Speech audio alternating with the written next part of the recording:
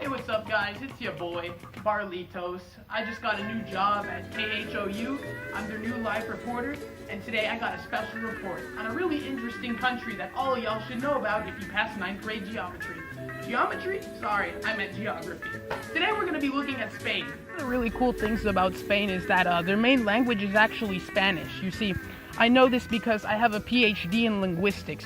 It takes a certain caliber of mental capacity to understand that people from Spain actually speak the Spanish language. Right now you might be asking, Carlos, where is Spain even located? Like, it's such a weird country. Like, how would you even find out? Well, I have the power of the internet.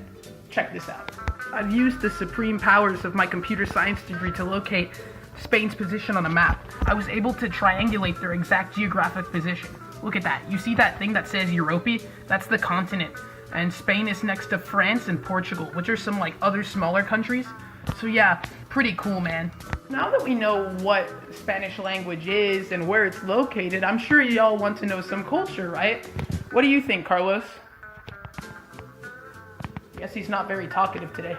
So the main thing about Spanish culture and one of the highlights from their history is actually my boy Christopher Columbus. Essentially, he was assigned by the Queen of Spain to go sailing on a nice boat all the way to the New World, and here's kind of how it went down. So, Queen Isabella, can I like get a ship so I could get you gold and spices and stuff?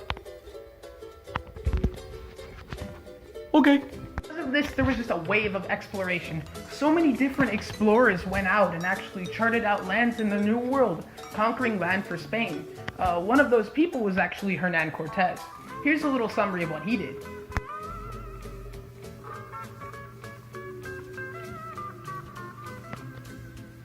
My bad, guys. I guess I forgot to mention that a lot of conquistadors at the time were pretty brutal. That's why people like Hernan Cortez sent the Aztecs to the recycle bin.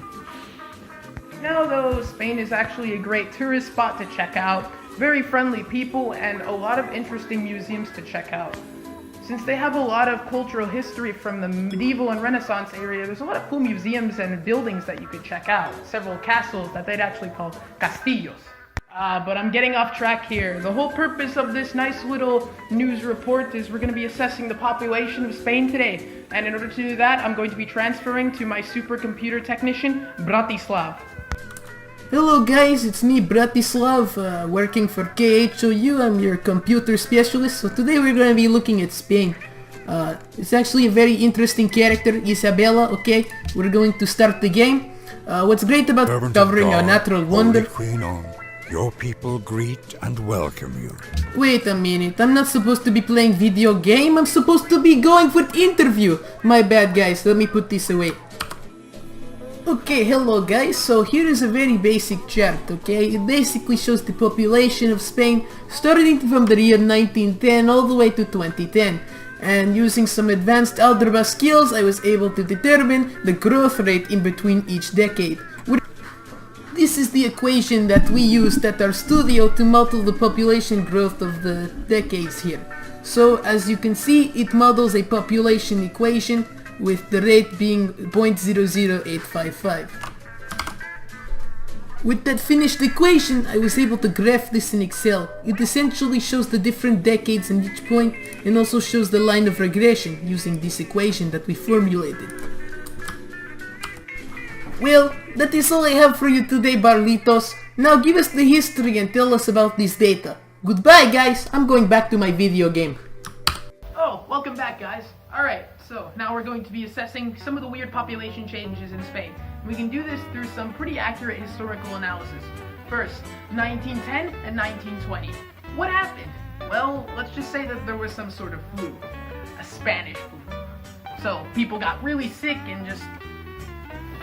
Between 1930 and 1940, the population skyrocketed due to the end of the Spanish Civil War. It basically ended like this. Viva la revolución! Between 1970 and 1980, you see a population growth of about 4 million. That's because we finally got rid of the evil dictator that is General Franco. Bye-bye, Franco! Okay, so now we've looked at Spain and kind of addressed its population throughout the years using some of its history. But the question is, how does population growth really affect the country? To put this in a simple way, let's just take this island for example. At first, if it's only populated by 10 or so people, there's an adequate amount of resources, water, and food in order to let the community survive. But as you add more people, you're gonna need more space for agriculture. You're gonna need more importation of certain resources to accommodate the population.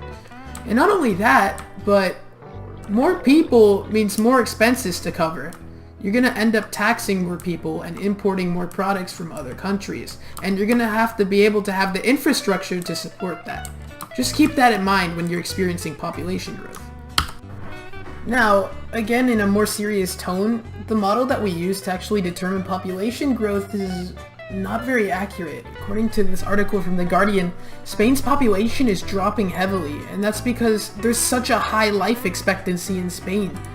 The future of Spain is kind of strange because it looks like there's going to be a huge working class, but there's also going to be a huge class of retired people that'll shift the population and cause weird social stratification.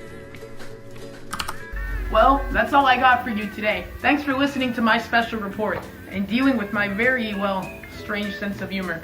Bye, guys.